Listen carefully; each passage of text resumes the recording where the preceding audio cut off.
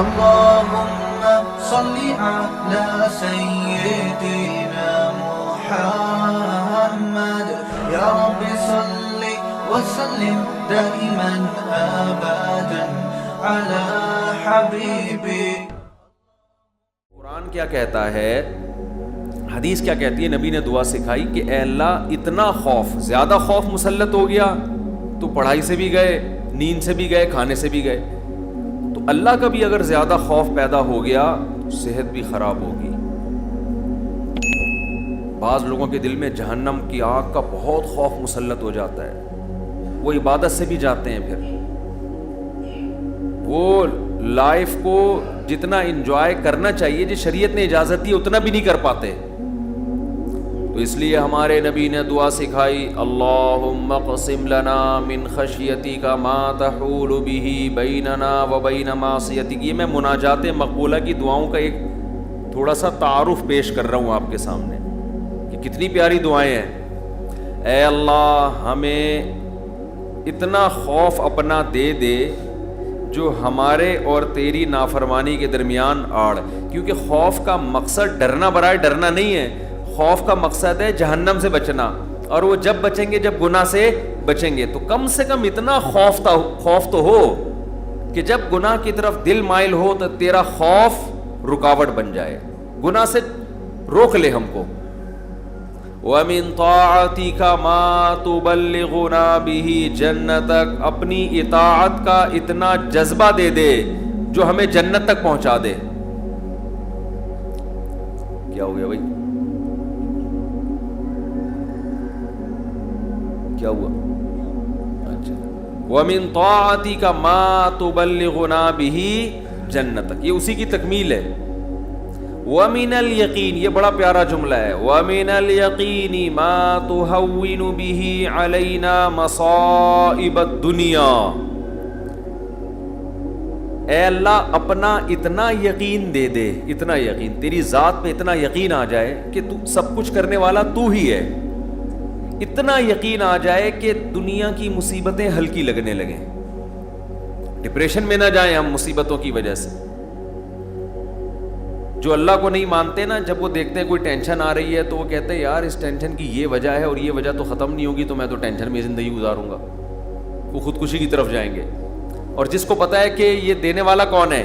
اللہ، وہ میرا خیر خواہ ہے، وہ مجھے سنورنے اور بنانے کے لیے دے رہا ہے، وہ یہ ٹینشن دور بھی کر سکتا ہے، وہ کسی سبب کا محتاج نہیں ہے، اس میں میرا فائدہ ہے، تو اس سے وہ ٹینشن کیا ہو جائے گی؟ ہلکی. تو اے اللہ اتنا یقین اپنا دے دے جس یقین کی وجہ سے دنیا کی مصیبتیں ہمیں ہلکی لگنے لگیں. اگر اتنا بھی یقین نہیں ہے تو یہ یقین نہیں ہے. وَمِنَ الْيَقِينِ مَا تُهَوِّنُ بِهِ عَلَيْنَا مَصَائِبَ الدُّنْيَا وَمَتِّعْنَا بِأَسْمَاعِنَا وَأَبْصَارِنَا وَقُوَّاتِنَا أَبَدًا مَا أَبْقَيْتَنَا. اے اللہ تو نے ہمیں آنکھ کی نعمت دی، سننے کی نعمت دی، بولنے کی نعمت دی، چلنے کی اور بات کرنے کی، یہ تمام نعمتیں جب تک ہماری زندگی ہے یہ نعمتیں ہم باقی رکھنا، معذوری سے ہمیں بچانا. سمجھ رہے ہو کہ نہیں سمجھ رہے؟ آج لوگ دولت مانگ رہے ہوتے ہیں، صحت کو فوکس نہیں کر رہے. آنکھ کی بینائی چلی جائے خدا نخواستہ، کیسی اندھیر زندگی ہے. سننے کی طاقت چلی جائے. وَمَتِّعْنَا بِأَسْمَاعِنَا وَأَبْصَارِنَا وَجَمِيعَ قُوَّاتِنَا أَبَدًا مَا أَبْقَيْتَنَا وَاجْعَلْهُ الْوَارِثَ مِنَّا. یہ اس سے بھی زیادہ خاندانی جملہ. کافر بھی چاہتا ہے کہ میری آنکھوں میں دیکھنے کی طاقت، کانوں میں سننے کی طاقت، زبان میں بولنے کی طاقت، میری تمام جو جسم کے پارٹس ہیں وہ صحیح رہیں تاکہ میں دنیا کی نعمتوں سے مزے اڑاؤں. تو اے اللہ ہم صرف اس لیے نہیں کہہ رہے کہ یہ تمام چیزیں باقی رکھ کہ ہم دنیا میں مزے اڑائیں، دنیا میں بھی لذت، اور یہ جو تو نے ہمیں طاقتیں دی ہیں یہ آخرت میں بھی ترقی کا ذریعہ بن جائیں. تو ڈبل مزے ہو گئے کہ نہیں ہو گئے ہے بھائی؟ کیونکہ جس آدمی میں قوت اور طاقت نہیں ہوتی مختلف چیزوں کی، وہ آخرت کے کام بھی زیادہ نہیں کر سکتا. تو وَاجْعَلْهُ الْوَارِثَ مِنَّا، ان کے اثرات باقی رہے. قیامت کے دن فائدہ ہو ان آنکھوں سے, ہمیں ان کان سے اچھی بات سنی تھی اور ہدایت مل گئی, تو یہ فائدہ ہو گیا نا اس کان کا آخرت میں. آنکھوں سے اچھی چیز دیکھی اور ہدایت مل گئی, اللہ کی نشانیاں دیکھی اور عبرت حاصل ہوئی ان آنکھوں سے, ماں باپ کی زیارت کی, بیت اللہ حج کی, اللہ کے گھر کی زیارت کی, تو یہ آنکھوں کی لذت بھی ہے, اور اس لذت سے دنیا کا فائدہ بھی اور آخرت کا فائدہ بھی. وَاجْعَلْهُ الْوَارِثَ مِنَّا وَاجْعَلْ ثَأْرَنَا عَلَى مَنْ ظَلَمَنَا وَانْصُرْنَا عَلَى مَنْ وَاجْعَلْ ثَأْرَنَا عَلَى مَنْ ظَلَمَنَا وَانْصُرْنَا عَلَى مَنْ عَادَانَا. جو ہم سے دشمنی کرے اے اللہ تو اس کے خلاف ہماری مدد کر. دنیا میں بہت سارے دشمن ہیں, کچھ کو آپ جانتے ہیں, بہت سو کو نہیں جانتے. وَلَا تَجْعَلْ مُصِيبَتَنَا فِي دِينِنَا, اے اللہ اگر کوئی مصیبت مقدر میں ہے ہی تو وہ دنیا کی طرف پھیر دینا, دین ہمارا اس سے محفوظ رکھنا. دنیا کی مصیبت ختم ہو جاتی ہے, دین پہ کو نقصان اگر ہو گیا اس کے اثرات ہمیشہ ہمیشہ رہیں گے. وَلَا تَجْعَلْ مُصِيبَتَنَا فِي دِينِنَا وَلَا تَجْعَلِ الدُّنْيَا أَكْبَرَ هَمِّنَا. یہ جب مانگا کرے نا خوب شوق سے, اس کا مفہوم سوچ سوچ کے, اے اللہ دنیا ہمارا بڑا غم نہ بنا دینا, کہ ہماری بڑی چاہت ہی کیا ہو. آج آپ دیکھیں, آپ کسی سے پوچھیں تجھے دنیا میں سب سے بڑی ٹینشن کیا ہے, وہ کیا بزنس. تیرا سب سے بڑا مسئلہ کیا ہے, صحت. تیرا سب سے بڑا مسئلہ کیا ہے, بیوی ٹھیک ہو جائے. تیرا سب سے بڑا مسئلہ کیا ہے جو تو چاہتا ہے, یار میرا سب سے بڑا مسئلہ ہے میری شادی ہو جائے. تیرا سب سے بڑا مسئلہ کیا ہے, یار ابا ٹھیک ہو جائیں. تیرا سب سے بڑا مسئلہ کیا ہے, یار میرے بال نہیں ہیں سر پہ, میں سارا دن اسی کوشش میں لگا رہتا ہوں سر پہ بال نکل آئیں. بھائی تیرا سب سے بڑا مسئلہ کیا ہے, بھائی مجھے اللہ نہ کرے کینسر ہے, میرا سب سے بڑا مسئلہ اس وقت یہ بن چکا ہے میرا کینسر کسی طرح سے ٹھیک ہو جائے. بھائی تیرا سب سے بڑا مسئلہ کیا ہے, یہ لوگوں کی آپ سروے کریں تو یہی ہوگا نا. سمجھ میں آ رہی ہے بات. اکبر ہمینا کا مطلب سب سے بڑا مسئلہ, سب سے بڑی ٹینشن. بھائی تیرا سب سے بڑا مسئلہ کہ یار میرے بچے میرے قابو میں نہیں ہیں, میری سب سے بڑی خواہش ہے میرے بچے انسان کے بچے بن جائیں. بھائی تیرا سب سے بڑا مسئلہ کیا ہے, بھائی اس کا سب سے بڑا مسئلہ اس کو خدا نخواستہ فالج ہوا ہوا ہے, اس کی ابھی سب سے بڑی کوشش یہی کہ فالج ٹھیک ہو جائے اس کا. نبی دعا سکھا رہے ہیں یہ کبھی بھی ہمیشہ اللہ سے پناہ مانگو, اے اللہ یہ چیزیں میرے مسئلے تو رہیں, سب سے بڑے مسئلے نہ رہیں. سب سے بڑا مسئلہ ایک ہی ہو, آخرت. بھائی یہ مسئلہ ختم ہو گیا, کوئی دوسرا مسئلہ آ جائے گا آپ کے ساتھ. کیا خیال ہے, ادھر میری طرف دیکھیں, ادھر کیوں دیکھ رہے ہیں. ابھی آپ کا سب سے بڑا مسئلہ ہے میرا بیان سنیں, آپ بیٹھ گئے. اچھا مجھے کچھ اس وجہ سے دیکھ رہے تھے آپ مجھے. اچھا ٹھیک ہے, ٹھیک ہے, میں اس میں دیتا ہوں دعا میں. 4 لاکھ روپے جمع کرنا ہے, 25-30 لاکھ, اس کے لیے تھوڑی سی. اچھا میں جمعے کی نماز کے بعد دیتا ہوں. تو سب سے بڑا مسئلہ جو میرا اور آپ کا ہو تو حدیث میں آتا ہے کہ اللہ سے دعا مانگو, لا تجعل الدنیا اکبر ہمنا, اے اللہ یہ دنیا کے جو بکھیڑے اور مسائل ہیں یہ ہمارا سب سے بڑا مسئلہ نہ ہو. سب سے بڑا مسئلہ ہمارا ایک ہو, بھائی کینسر ٹھیک ہو یا نہ ہو, آخرت صحیح ہو جائے. ہم نے ایسے علماء کو دیکھا ہے موت کے وقت شفا کی زیادہ فکر نہیں ہے ان کو کہ میں ٹھیک ہو جاؤں, فکر یہ ہے کہ بھلے مر جاؤں لیکن مغفرت ہو جائے آخرت میں. ہمارے ایک استاذ تھے 45-50 سال بمشکل ان کی عمر ہوگی, بیمار ہو گئے بہت سخت. تو میں جب بھی ان سے ملنے کے لیے جاتا, ان کی عیادت کے لیے, عام طور پہ جب آپ بیمار کی عیادت کے لیے ملے تو بس وہ ایک ہی چیز کر رہا ہوگا, یار میں ٹھیک ہو جاؤں, بس میں ٹھیک ہو جاؤں, بس میں ٹھیک ہو جاؤں, فلاں ڈاکٹر. وہ اس کے علاوہ اس کی کوئی چاہت نہیں ہوتی. ہم جب ان سے ملنے کے لیے گئے تو بڑی شدید تکلیف میں, نلکیاں لگی ہوئی ہیں, ڈرپ چڑھ رہی ہے, بہت کمزور ہو گئے. ہم نے کہا کیسی طبیعت ہے, کہہ رہے طبیعت ٹھیک نہیں ہے, دعا کرو اللہ مجھے شفا دے دے. پھر تھوڑی دیر میں کہنے لگے بس دعا کرو اللہ مجھ سے آخرت میں حساب نہ لے. ہر تھوڑی دیر کے بعد بھائی اگر میری زندگی ختم ہو رہی ہے تو بس دعا کرو اللہ مجھ سے آخرت میں حساب نہ لے. دنیا دار آدمی کہتا ہے بس ختم ہو رہی ہے تو نہیں ختم نہیں ہو, بس یہ دعا کرو, یہ میں مرنا نہیں چاہتا بھائی میں کسی بھی قیمت پہ. وہ اللہ سے مانگ بھی رہے کہ شفا, ہم اللہ کے بندے ہیں, ہم نے اللہ کے سامنے یہ تھوڑی کہنا ہے کہ اللہ تیری مرضی ٹھیک کرتا ہے تو کر دے, نہیں تو نہیں, یہ نہیں, ہم نے تو دعا تو یہی مانگنی ہے اللہ ہم کمزور ہیں ٹھیک کر دے. بڑا مسئلہ اس سے بھی بڑا ہے ایک, وہ کیا ہے؟ آخرت. کمپیئر ہے, کمپیریٹیو ڈگری ہے. اگر کوئی مسئلہ آپ کا سب سے بڑا ہے تو آخرت اس سے بھی بڑا مسئلہ ہونا چاہیے. اگر آپ کا مسئلہ آپ کی بیگم ہے تو آخرت اس سے بھی بڑا مسئلہ ہونا چاہیے. اکبر ہمنا, سب سے بڑا مسئلہ میرا اور آپ کا کیا ہونا چاہیے؟ اللہ.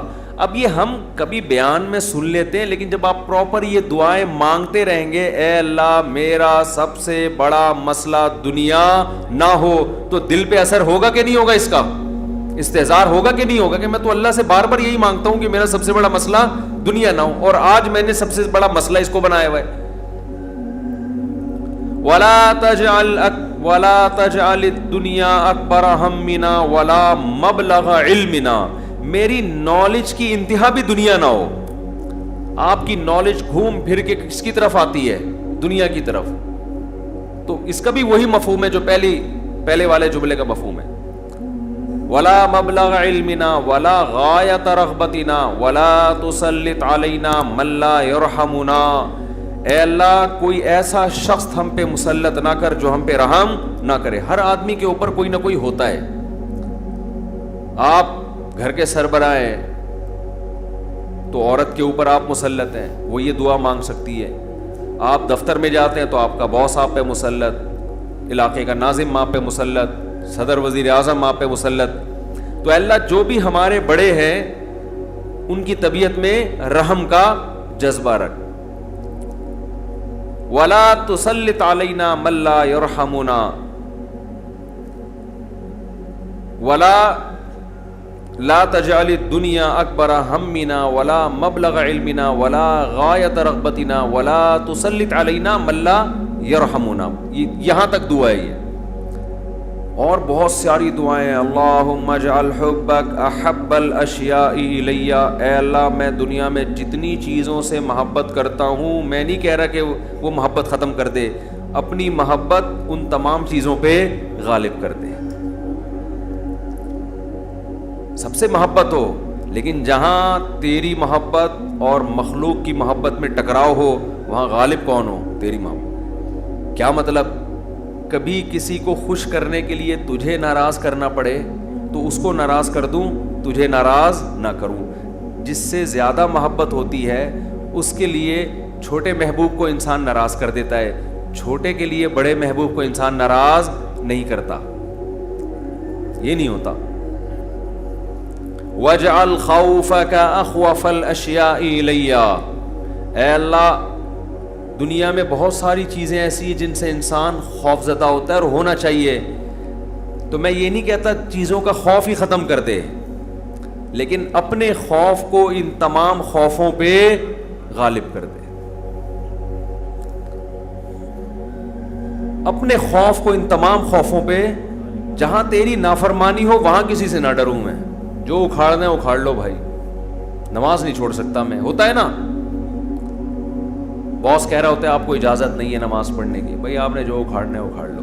ہمارے ایک رشتے دار تھے کیا ہیں, اللہ ان کی عمر میں برکت دے, شپ پہ تھے, کیپٹن. تو ان کے والد صاحب اتنا بیمار ہوئے کہ ہمارے نانا, بتانے میں کوئی حرج نہیں ہے, بیمار ہوئے نانا ہمارے, یعنی اب ظاہر ہے میں ماموں کی بات کر رہا ہوں نا, پھر یہ تو بیمار ہو گئے. وہ ان کو اطلاع دی گئی شپ پہ کہ آپ کے والد صاحب بستر مرگ پر ہیں, بس اب دنیا سے جانے والے ہیں. انہوں نے کمپنی کو کہا کہ میرے والد صاحب کی طبیعت بہت خراب ہے, میں اس آخری وقت میں اپنے باپ کے ساتھ ہونا چاہتا ہوں. وہ بتا رہے تھے خود. کمپنی نے کہا کہ چھٹی نہیں ہے آپ کو. انہوں نے کہا ایسی کی تحصیل, صحیح پکڑو اس کو, چھٹی دینی ہے تمیز سے دو, نہیں دینی ہے تو میں چھوڑ کے جاؤں. یہ کیسے ہو سکتا ہے؟ میرا باپ دنیا سے جا رہا ہے, اور میں یہاں کمپنی کے لیے بیٹھا رہا ہوں یہاں پہ. کمپنی بعد میں ہے, باپ کون ہے, پہلے ہے.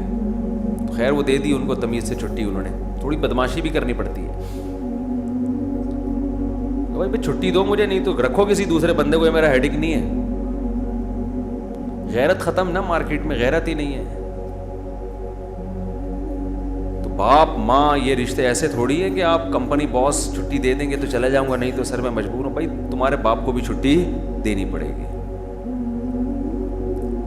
تو ایسے ہی نماز کے لیے بھی ہمارے حضرت ایک واقعہ سنایا کرتے تھے, بس یہ واقعہ کر کے بیان ختم کرتا ہوں کہ ایک صاحب کو اسلام آباد میں کسی کمپنی میں جاب ملی.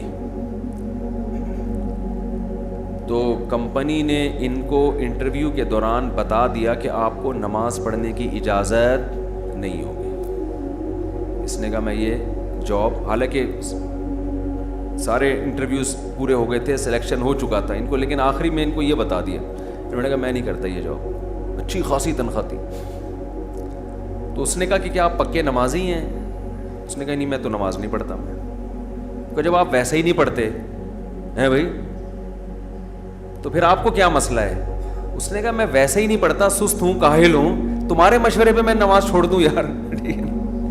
کمپنی کے کہنے پہ میں چھوڑ دوں؟ خدا کہے گا نا کہ تیرا دل اپنا ہی نہیں چاہتا تھا, ہے بھائی تیرا اپنا دل نہیں چاہتا تھا, تو نالائق تھا, لیکن اب کمپنی اور خدا کا مقابلہ ہو رہا ہے تو اس کو تو نے خدا بنا لیا ہے.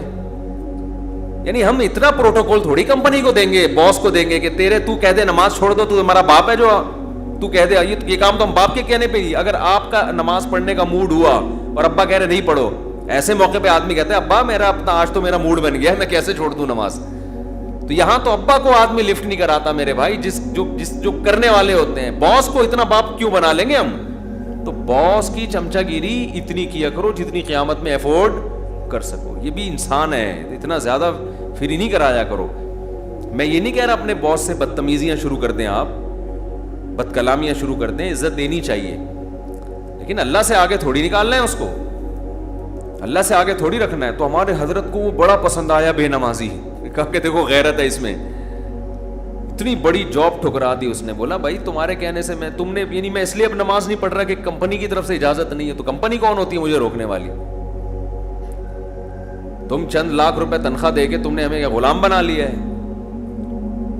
تو اگر ہم اللہ کی نہیں مانتے تو تمہاری بھی نہیں مانتے, ٹھیک ہے نا؟ تو تمہاری تو ہم پہلے ٹھکرائیں گے. تو غیرت مند بے نمازی, غیرت مند بے نمازی. خیر نماز پڑھنی چاہیے, نماز کی ویلیو کم نہیں ہے. تو یہ ہے وَجْعَلْ خَوْفَكَ أَخْوَفَ الْأَشْيَاءِ إِلَيَّ وَقْتَعْنِي حَاجَاتِ الدُّنْيَا بِالشَّوْقِ إِلَىٰ لِقَائِكَ. اے اللہ اپنی ملاقات کا شوق اتنا دے دے کہ دنیا کی حاجتوں کی تمنا نہ رہے. اتنا شوق ہو جائے کہ اس دنیا میں سب سے بڑا شوق ہی یہ بن جائے. تو پھر یہ ثانوی درجے میں ہوں. اور آخری جملہ اس دعا کا وَإِذَا أَقْرَرْتَ أَعْيُنَ أَهْلِ الدُّنْيَا مِن دُنْيَاهُمْ فَأَقْرِرْ عَيْنِي مِنْ عِبَادَتِكَ. اے اللہ جب لوگوں کی آنکھیں اس دنیا سے ٹھنڈی ہوں, کسی کو پتہ چلا کہ بحریہ ٹاؤن میں 3 پلاٹ اس کے نام نکل آئے, آنکھیں ٹھنڈی ہو گئیں, بتاتا پھر رہے ہو بھائی ماشاءاللہ ادھر رشتہ ہو گیا, ہاں بھائی مفتی صاحب کا بیان اثر کر گیا ہے, آنکھیں ٹھنڈی ہوتی نا, گاڑی آ گئی, پیسہ آ گیا. تو اے اللہ اس وقت میری آنکھیں اپنی عبادت میں ٹھنڈی کرنا, مجھے عبادت کی ایسی لذت دے دے, اپنے سامنے راز و نیاز اور مناجات کی, اور اپنے سامنے دعا مانگنا اور نماز پڑھنا اور تیری تلاوت کرنا اور تیری عبادت کرنا, تیرے سے تعلق ایسا ہو جائے کہ میری آنکھیں دنیا سے ٹھنڈی نہ ہو. مجھے مزہ کس میں آئے؟ تجھ سے راز و نیاز کرنے میں. یہاں بھی یہ نہیں کہا جا رہا مجھے دنیا نہیں دینا, مجھے پلاٹ نہیں چاہیے, مجھے گاڑی نہیں چاہیے. چاہیے بھائی, کون مستغنی تھوڑی ہے ہم اللہ سے, سب کچھ چاہیے, لیکن جو لذت ہو نا, لذت وہ ان چیزوں میں نہیں ہو, ان ٹکڑوں میں, کھلونوں میں. لذت کس میں ہو؟ آخرت میں, تجھ سے تعلق میں. تو وہ خرید لیں مناجات مقبولہ, کیونکہ دعائیں تو بہت ہیں نا, ہم کن دعاؤں پہ بیان کرتے رہیں. تو تو ایک دن ہفتے کو آپ نے جو اس میں لکھا ہوا ہے ہفتے کو یہ پڑھے اتوار کو آسانی کے لیے ترتیب کے لیے, تو اس سے پورا ہفتہ 1 دن 2 دن 3 دن 4 دن پھر پڑھتے رہیں گے تو وہ دعائیں آہستہ آہستہ آپ کو یاد ہونا شروع ہو جائیں گی. پھر ایک دن آپ آٹو پے ہو جائیں گے. ٹھیک ہے, جیسے میں بعض چیزوں پہ آٹو پے ہو گیا ہوں, خود بخود منہ سے نکلنا شروع ہو جاتی ہیں خود بخود. کچھ چیزیں ہیں وہ پھر کبھی بیان میں بتاؤں گا انشاءاللہ. تو وہ آٹو پہ آ گیا ہوں میں, تو وہ خود بخود ہونا شروع, تو وہ آپ کو دعائیں آہستہ آہستہ خود بخود یاد, اور آپ کو محسوس ہوگا آپ کے دل کی کیفیت آہستہ آہستہ چینج ہو رہی ہے. اللہ تعالیٰ سمجھنے کی عمل کی توفیق عطا فرمائے.